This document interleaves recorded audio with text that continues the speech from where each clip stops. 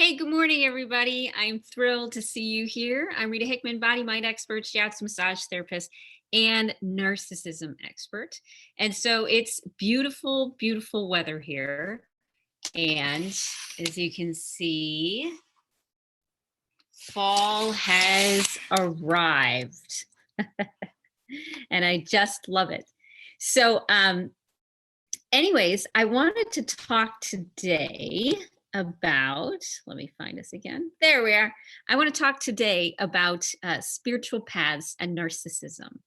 So I was raised Catholic, and I really do love the mysticism and the metaphysics of Catholicism, even though I don't agree with much of the dogma or other beliefs that they may have.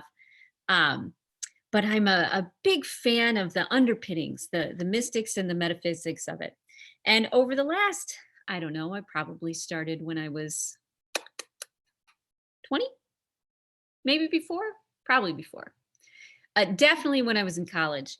I started to want to explore other belief systems. And so I dove deep into Native American spirituality, both North Native American and South Native American, as well as Celtic spirituality, as well as in other indigenous spirituality.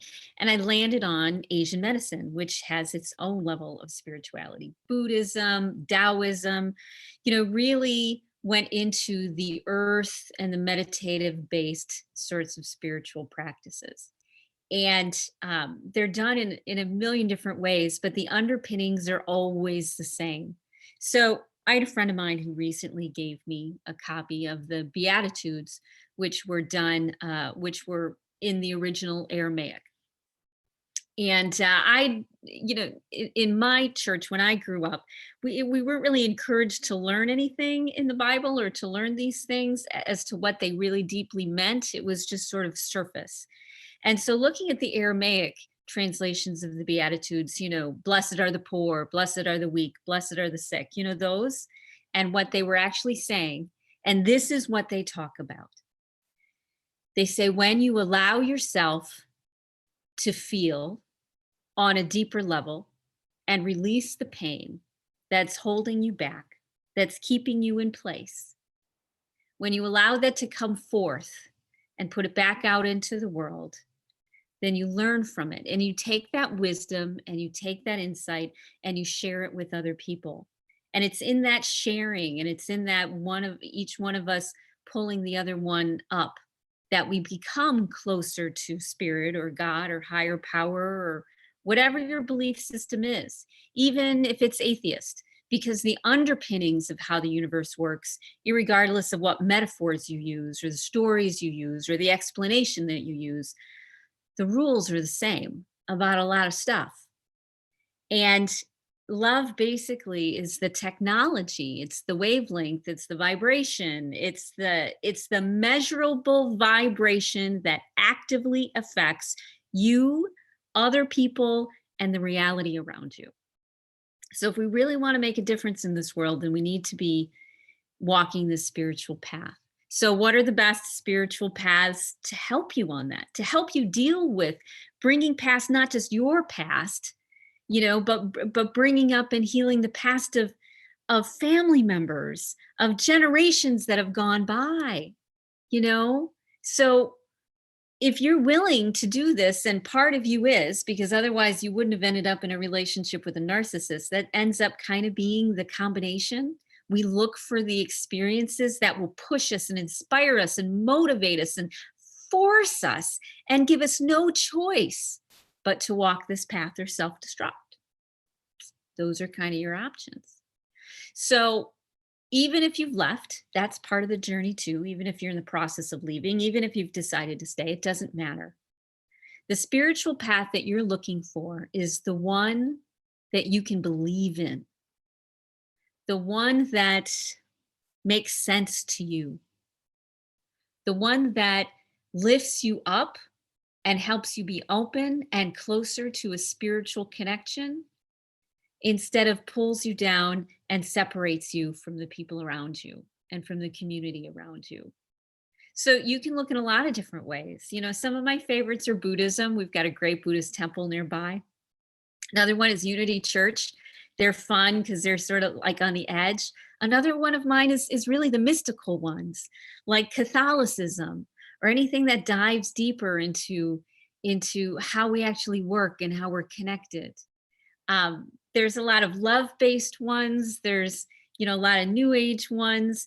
There's indigenous, there's druid, there's nature-based, there's other cultural medicines, there's Celtic, there's African.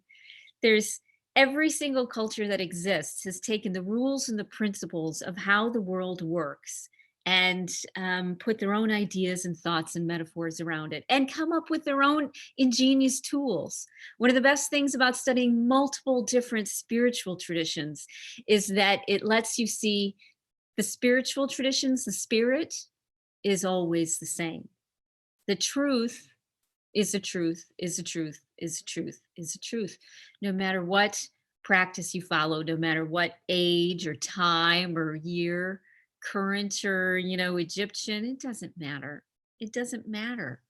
When you get rid of the dogma and the rules and you focus on what actually nourishes and lifts us up, which is that self-reflection, the connection, the moving through of the emotions, the putting things in place that turn you from a child who's helpless to an adult who can stand on her own feet and protect herself, and allowing that part of you, that queen, that amazing part of you to come forth and walk this path and be who you're supposed to be and be the light that you're meant to be.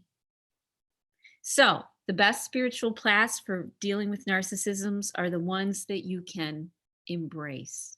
Because in body mind science, in the science, actually measurable in, peer reviewed journals, is that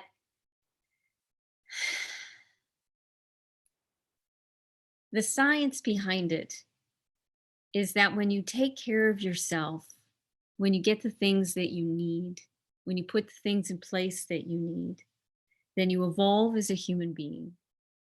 And your love and your care, you can now stand strong in it and make an impact on the people around you. Those ripples will go out into the sound waves of the universe, just like these live streams do, out into the world, out into where it needs to be, and it's connected. And every one of us is connected energetically by a wavelength that's measurable. And so my thoughts and my feelings directly affect the whole, everybody. And they also even more affect the people who I have stronger connections with. So find the path that works, because the one that you believe in is the one that will do you the highest good. So choose well. Choose one that fits who you are. Choose one that fits your ideas, who you want to be. Fit one that's loving and supportive and nurturing and safe above all. That doesn't require you to be somebody or something in order to be welcome as another human being on this planet. They're out there. Look for them. And a regular spiritual practice is one of the cornerstones of being able to not only survive this crazy challenge, adventure, narcissistic experience that you are in and may feel trapped in by choice or not by choice. This is one of the main ways out, is to start looking at things from that higher perspective, that this isn't all there is. The suffering you feel right now, the pain you feel right now is not all there is.